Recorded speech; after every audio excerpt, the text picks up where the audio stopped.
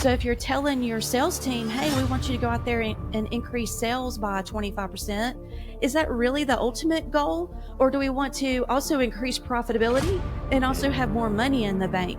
Because if the sales team is given discounts to increase their sales to meet their isolated department goal, then has that really helped the company overall?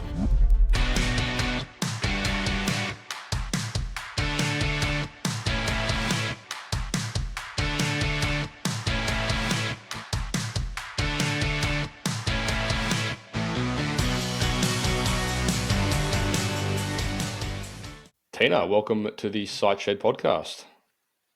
Hi, thank you so much for the invitation. Tuning in all the way from Alabama. Yes, it's chilly here right now. I don't know if we've had an Alabamian, is that how you say it, on the show before? Yes, it's good to be the first one. That's right. Yeah, chilly there and stinking hot over here. So opposite sides of the planet. There you go. Cool. Well, look, thank you again for joining us today. We're here to discuss how to empower our team members to make better decisions or make decisions, period. I think very timely for a lot of listeners and viewers out there, this topic in the sense that as businesses grow, I mean, certainly a lot of our clients, we just find they find themselves in that situation where they're just hanging on to the control and all their team. I mean, truthfully, I get it myself. Team members just asking all the time for things they should be able to make decisions on themselves. So I'm kind of selfishly, I suppose, recording this to see how we can develop better frameworks. Yeah, it's a big struggle for most business owners, finding that balance of giving up control and also empowering their employees and kind of figuring out how to just let it go and trust that it's going to be okay and allow the business to grow by empowering your employees. It's a big part of the growth factors. Is it very much a leadership conversation? I feel like it is. It's also a little bit of mindset as well, where the business owner really has to be willing to give up control and fully understand what they're really helping the employee do. A lot of times they get a little bit nervous. Hey, if I let them make the decision, what if they make the wrong decision? Well, usually when you're teaching them how to make decisions, you're kind of giving them, some boundaries, some guidelines. So that way they are making that decision the way that you would through your core values or your mission. What was the end goal? Why are you making the decision? Do you want to make sure the customer is taken care of? And so when you kind of teach them the thought process and kind of give them some boundaries on how to make the decision, you'd be really surprised at how employees can really flourish. They feel empowered and not micromanaged. And it's actually a little bit addicting once you figure out how to do it, because you're like, okay, well, what else can I, delegate to my employees and remove myself from that conversation? Yeah, I'm super keen on this framework. I mean, I think as you get bigger and bigger, this conversation becomes more and more relevant, and like it's almost impossible to scale without having people on board that are willing to and able to make decisions. So yeah, I'm super keen to dive into this, and importantly for the listeners and viewers out there who are primarily, contractors, trade business owners, like that scenario as they grow as well, how that relates to those specific verticals. Again, very, very important. Before we jump in, do you want to give us a bit of a brief as to your background and what you guys do over there at Panoramic Academy? So I started my career as a CPA, and then I provided services with taxes, accounting software, all the different the traditional services. And in 2010, I actually started my company, Panoramic Academy, where I help business owners better understand the financial side of their business. So that way they can make better decisions, not only them, but also their employees, because profit is a team sport. And that can be a big competitive advantage when everybody on the team understands how they affect sales, profit, and cash flow. And I took a little detour in 2015 when I bought an air conditioning company. I owned that for about 5.5 years, and I sold it in 2021 to private equity. And so now I'm back to being a financial consultant and trainer, where I really help the business owner, the accounting department, and the team all speak the same language. And that's usually best understood following the money through the entire customer journey, from marketing, sales, operations to invoice and collecting. Let everybody understand how they impact the flow of money and also learn the controls. And so when we actually teach the employees how to make better decisions, we're empowering them to understand the numbers and then better understand how that decision affects the business overall. Yeah, it's funny you say that. Like we very often have, people like team members who'll think because they've achieved whatever's on their scorecard that like they should be remunerated for something, or like when the business itself like hasn't actually performed, or their department's completely not performed. They might have done a couple of things right and said, hey, look, I've done this, but I'm like, yeah, great, but your department's down 20%. Yes. But And that's one of the biggest disconnects is each department is given their KPIs where they've got these goals, but they're in isolation of how everything else works in the business. So if you're telling your sales team, hey, we want you to go out there and increase sales by 25%, is that really the ultimate goal? Or do we want to also increase profitability and also mm, have more money in the bank? Because if the sales team is given discounts to increase their sales to meet their isolated department goal, then has that really helped the company overall? So, really helping them not only be stronger within the department, but understand how they need to cross over department lines and see how too much sales might create an overtime problem. And if you give them 90 days to pay, then we've got a cash flow problem. There's all of these things that are interconnected, but most business owners think all the money stuff belongs in the accounting department. But there are financial decisions being made by everyone on your team every single day. So mm. it's in your best interest to really teach them how they impact it instead of just crossing your fingers and hoping all the numbers work at the end of the month. Yeah, it's I mean that financial education is so important for business owners. I know maybe 4 or 5 years ago I adopted the profit first financial management system into my business, and it was just transformative. Just changed everything. And like I'm the biggest advocate of guys out there, running businesses, educating themselves in this space, because there's it's not going to come from anywhere else. You don't get it going through your traditional schooling system, as a trade business owner. When you like over here, we have apprenticeships and that kind of stuff, and there's course curriculum, but none of it relates to financial management. Maybe like the tiniest bit on how to read a P&L or something pathetic, but like you've got to get out there and learn this stuff yourself. And unfortunately, which is often the case for most business owners, it's not until they run into a problem or a bottleneck that they realize they have to go and and learn these things. So I think just getting that clear understanding of how the numbers work within your business, and making sure that there's always allocations there, and you sort of looking through the crystal ball, like it's just so important. It is important. And the profit first is great where it helps you circle back to making sure that what you planned is actually what happened.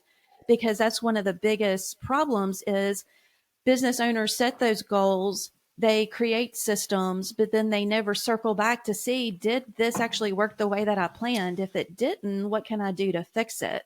And Yeah. that's another way to empower your employees, is to help them see what success looks like. So when something starts to look like it's getting out of balance, you can fix it a lot faster than waiting until the accounting report comes, maybe 45 days later. So it's all interconnected. I know there's a lot of people that are nervous about money and they'll say, "Oh, I'm not good with math," or "I'm not motivated by money," but your business is motivated by money. It needs money to survive, to see another day. And the math part of it is pretty simple. Add, subtract, multiply, divide. So all of that is just it takes a little bit of time. It's just like everything else when you're learning something new, but over time and with practice, it can really have a big impact on your business. Yeah, and I think being able to follow a system as well is like just makes things a lot simpler.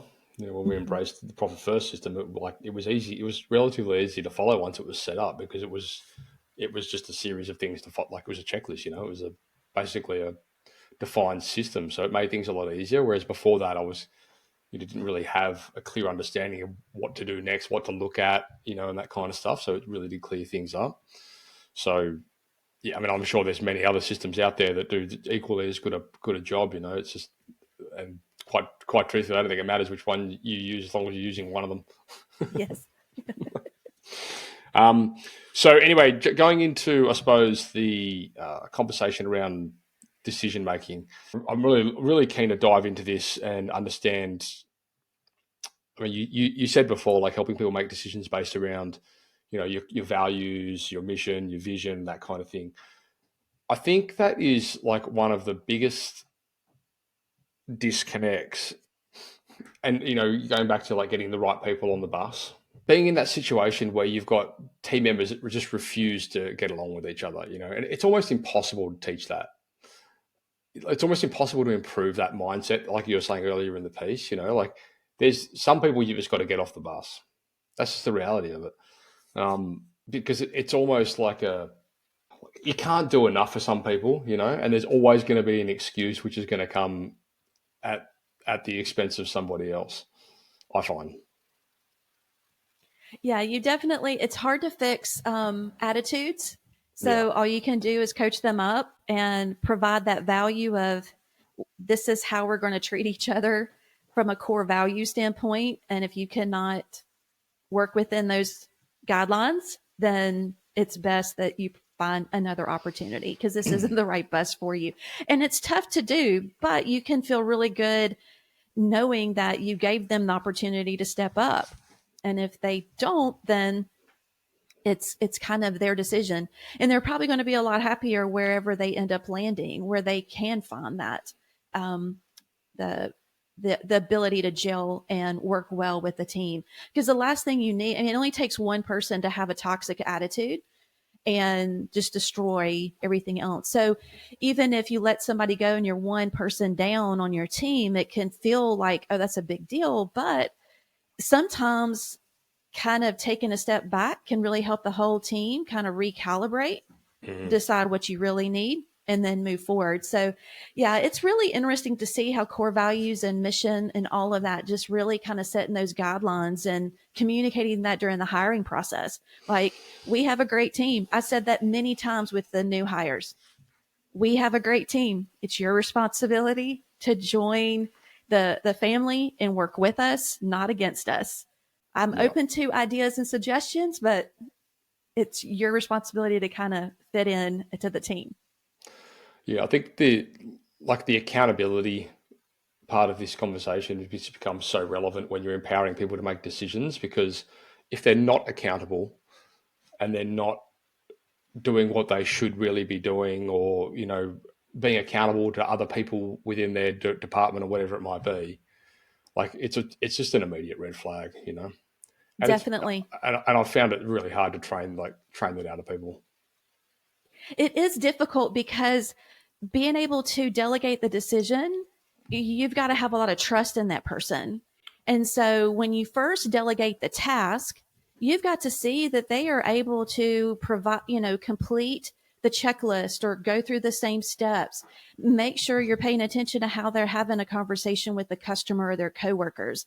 And then once you kind of build that trust and you see that they're responsible with that level, then you can feel a little bit more comfortable to layer on, okay, well, the next time you come to me with a question, can I give a customer a discount or can I give a refund or can I approve overtime? You can start to explain to them the decision process that you're going through. So that way, over time, you can start to ask them maybe 3 or 4 times later, you say, well, what do you think we should do? And then you can hear them say their thought process back. And before you know it, you've trained someone at how to actually make decisions instead of coming to you and asking you for the 100th time what they should do in that same situation. Mm. What's your take on um, over systemizing? It depends on what it is. When money's involved, you definitely want to have some fraud controls in place. But I do like giving employees a little bit more of a boundary type of system to where, as long as the end result happened, I'm not going to sweat the details too much. Yeah, Some people, I've seen this happen with clients of ours, and like, and truthfully, I sort of seen it happen in our business as well, where you've got your vision, your mission, your values, which are kind of like the boundaries for them to operate within, and then the SOP is kind of the instruction. But then, like, sometimes I find like some of those SOPs might be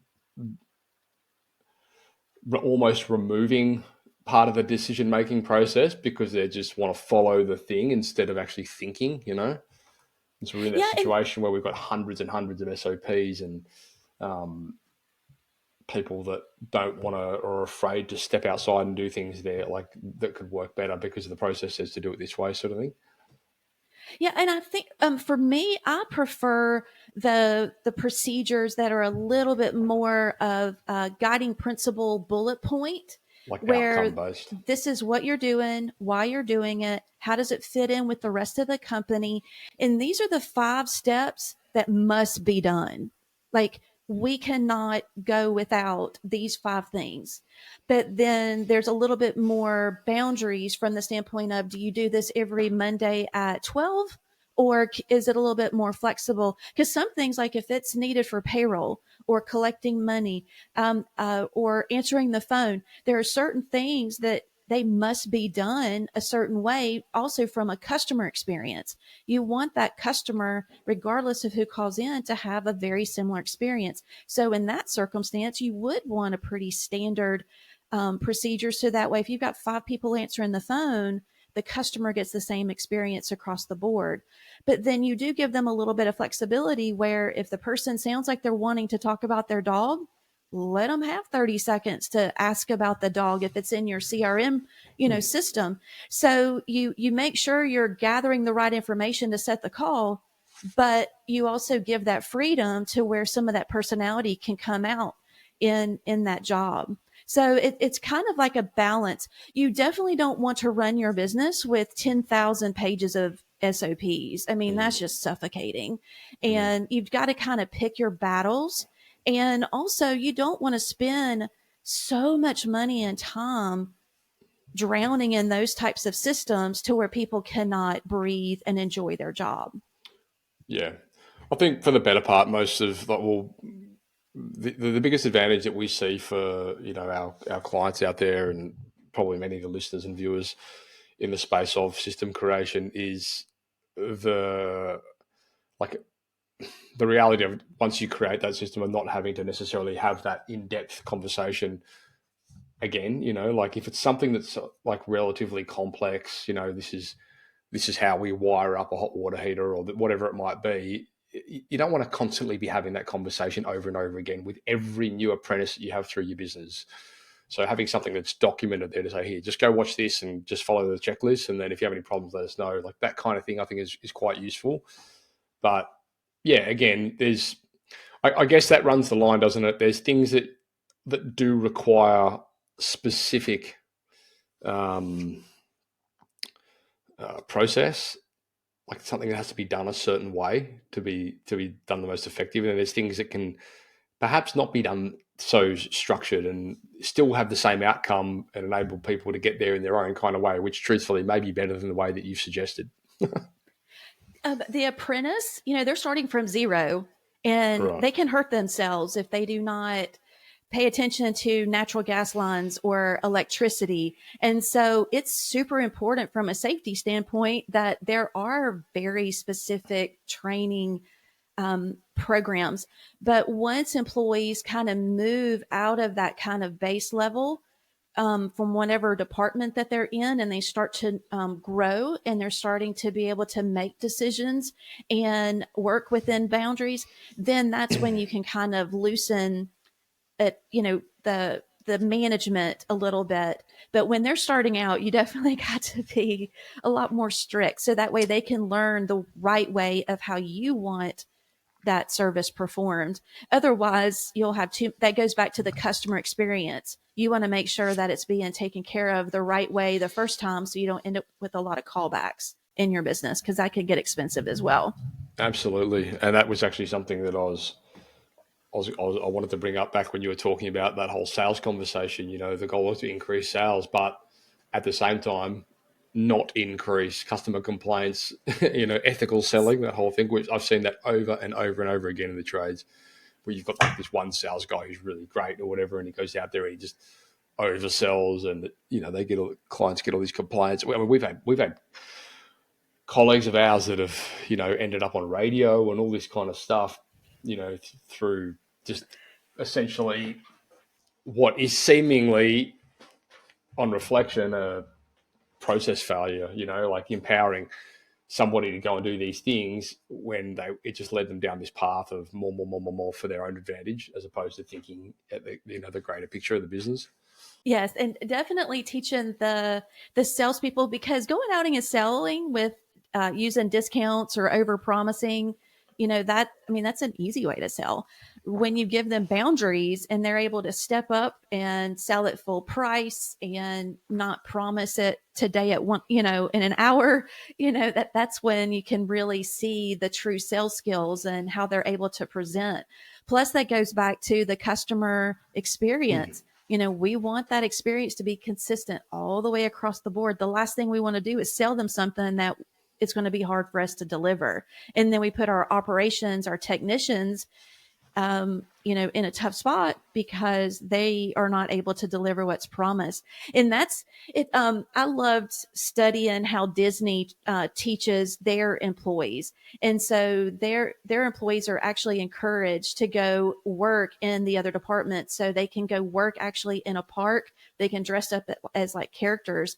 And so, when you've got the sales team, let them run a call with the technician. Let the technician run a call with the sales team. I actually taught our entire company how our payroll clerk processed payroll. So, because I was struggling to get them to turn their time, even though we were using iPads and software, finalizing the ticket and making sure the time is right. I'm sure they assumed, oh, well, all you're doing is taking my hours to my hourly rate. How complicated can it be? And I showed them the process and I let them suffer through the calculations so that way they would have a little bit more empathy, walk in that payroll clerk's shoes. So that way we can have this support between the different departments. It's not that the payroll clerk is looking for a thing to complain about. They're just trying to do their job and make sure that you're paid on time. And so that's one of the really cool things when when you're listening to the problems that are popping up in the business and really identifying the root cause. Usually there's a miscommunication, misunderstanding because they've never been in that other role. And so how Mm. can you kind of shine a light on what it's like to be? And so it's really fun to, help employees better understand how and why they fit into the bigger picture of the company. Do you encourage like much emphasis on like organizational charts and like that kind of structure here in the space of helping people understand like what their responsibilities are and how their decision making needs to attribute to various responsibilities and that kind of thing? I definitely think it's a great kind of visual to help people really understand how they fit not only within their department, but then also with their counterparts in other departments. And so that way they can see how they fit in, how the customer flows through the entire organizational chart, how the money flows through the whole chart, through the departments. And then also one of the great things about organizational chart is a great planning tool because business owners like to think about increasing sales, or I want to have 3 more trucks on the road next summer. But they really need to take a step back and think, okay, well, if I add all of that to the business, how does that affect the organizational chart? Well, I need to hire someone to lead a department that right now I, as the owner, am leading, but it'd be too much for me to take on more. And then you're able to see, okay, well, I need a budget and possibly increase prices. What do I need to do to plan for that? So the organizational chart is a great visual that can be used in a lot of different ways within the business, not just from an HR standpoint to let you know who you report to. It's a pretty powerful tool. Mm. Yeah, I know. I think that so many of the decisions that like I tend to make within the business stem from like organizational chart and forecasted organizational chart. Like what do I need to do today to make the business look like it's going to need to be in 6 months or whatever it might be? Because then that sort of I find enables me to be able to make sure that positions are documented, responsibilities, outcomes are documented, so that I can hand off some of those decisions to other people. So like a common example in the trades would be if you've got a young guy who's coming out of their apprenticeship and you want to move them into more of a management or a foreman position or something along those lines, and helping them clearly understand, well, if you step into this position, these are the things that you need to be able to do competently and consistently, because it's very hard to, without that, I've found anyway, make someone succeed with that transition, because it's just like they don't have that kind of and it enables you to train them on the different things as well. Like, okay, this is where you need development, or more importantly, where do you need more development? And that's great when you see that that position is going to open up in the future, so you can start having that conversation with the employee because they get buy-in, they see longevity with the company, and then that way it does allow you to have that two-way conversation where you can kind of see what it, because it's are you familiar with E-Myth, the book by Oh Michael yeah, Michael Gerber? Gerber. Mm-hmm. Yeah, I mean, there's so many people that are really great at the technician role, but they're not all that great at managing people. And then even moving into the entrepreneur type of role. And so, really creating that framework where you can see, is that employee really good as a technician? But am I seeing signs of them taking responsibility, serving as a team leader? Are they starting to show signs where they would be a good manager? So that way you're promoting the right people and allowing yourself to um, give them the opportunity to see if it's the right fit, because sometimes they might be good at it, but they don't enjoy it. They just like the running calls or, working on that project.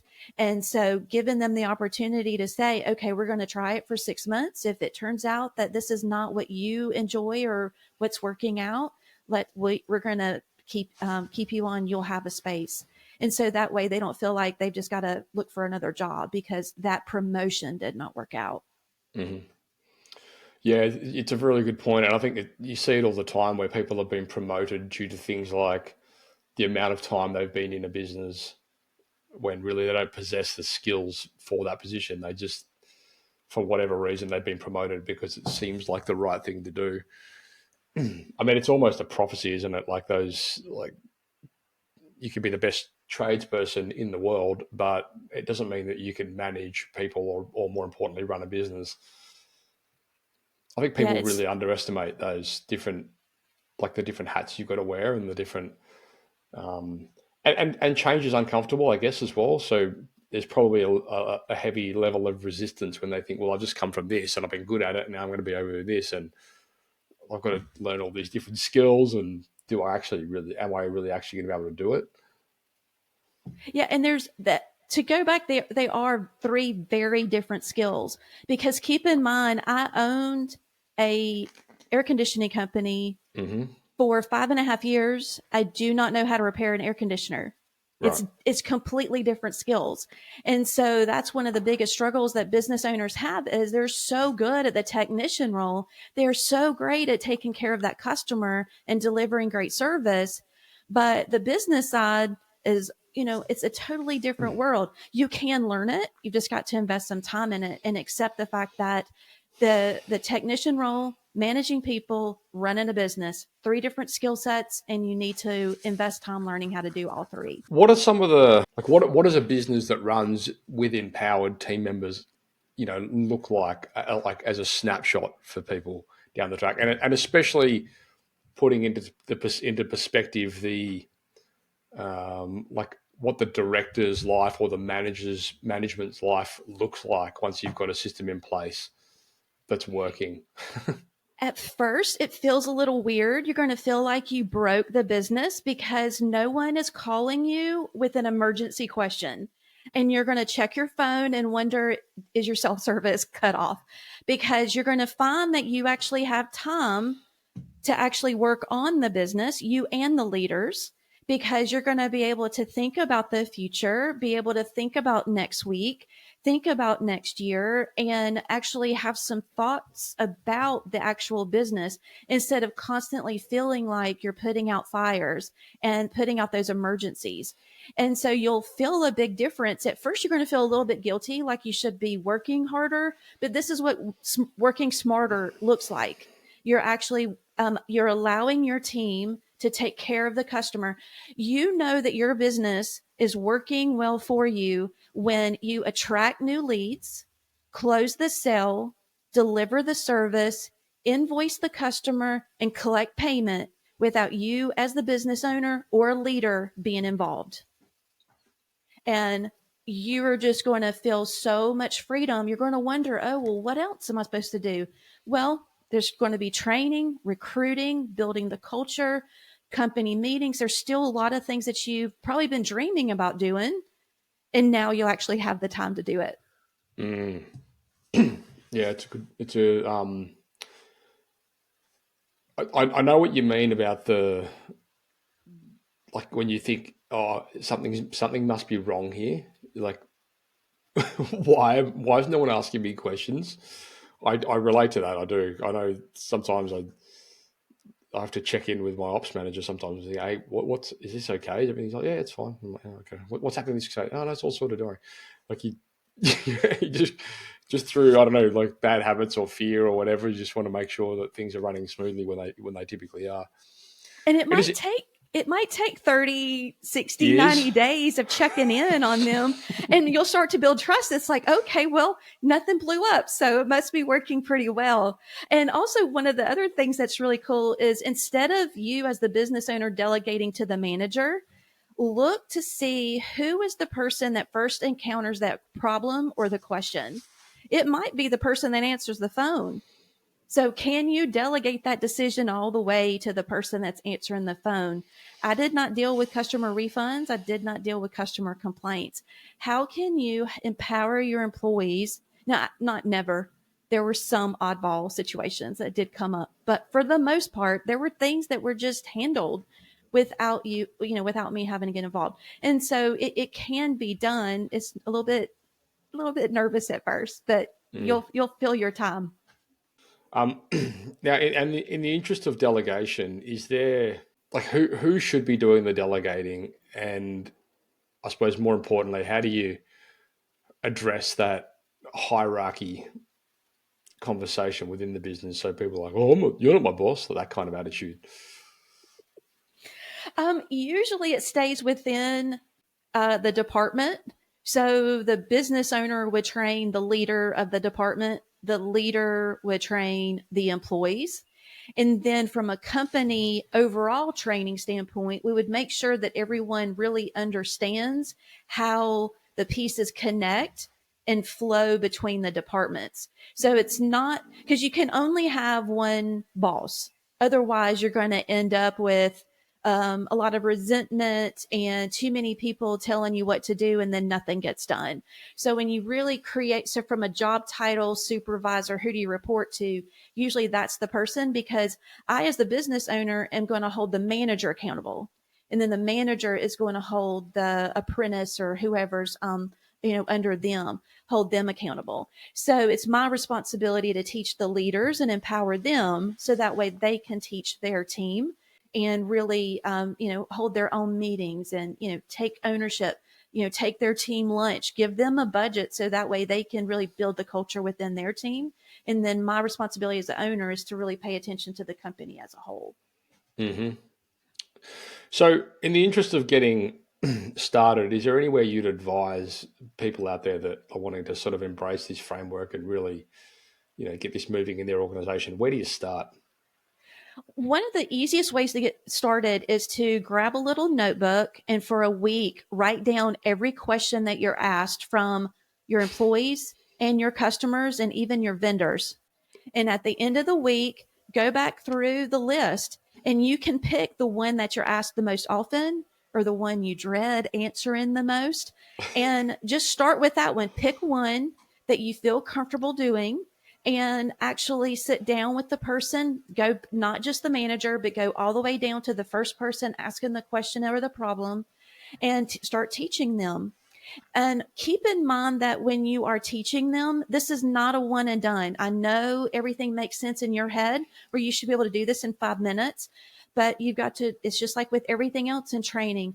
Teach them, show them, let them show you, then go back and check and make sure that they understand because there's always things that are lost in translation. So, Mm-hmm. definitely go back and provide mentoring. Do not pull the plug if it doesn't work the first time. I'm going to tell you, it's not going to work the first time. But assuming that they showed the right intention and they used the core values, they worked within the framework and the guidelines that you gave them, give them a second chance, give them some mentoring and some grace so that way they feel good to try it again the next time. So just start off with one and it'll get a little bit addicting once you start to see your phone log or your emails go down because you're not having to answer that same question over and over again. And it might be a situation like you were talking about. It might not be something that needs to be delegated new. It might just be a training video that you need to publish. So it can be very empowering to take a minute and stop to see how you're spending your time and how can you either eliminate it or delegate it so that way you're not having to repeat every single week the exact same answer. Yeah, no, that makes sense. All right, cool. No, look, this has been really, really useful. I think it's one of those scenarios where you've just got to get it started Yes. because it's impossible to kind of crystal ball where some of these obstacles are going to pop up. But I can tell, I could probably, from experience, suggest that some of the obstacles that you may experience are going to be internally from letting go of control and maybe like 100%. managing some of that guilt. And then, externally, for the people that you are starting to delegate to, you can expect resistance and you can probably expect to be starting to clean out some of the dead wood. Yes, it definitely starts in the mindset for sure. And that's why it's addicting because once you just see it that nothing breaks with that first one, it can really start to open up your mind on what the other possibilities are. Also, in the book Cash Flow Quadrant with Robert Kiyosaki, he has the quadrant that shows how going from employee to self-employed to business owner to investor. And so delegating decisions is one of the fastest ways to go from the big business to actually investor because then you'll create a surplus of your time and if everything works right you should have a surplus of money as well so that way you can invest time and money either in the stock market, real estate, or another business, whatever your heart desires. But being able to have that extra time so you can spend with family or whatever you're dreaming about. Yeah, no, that's good advice.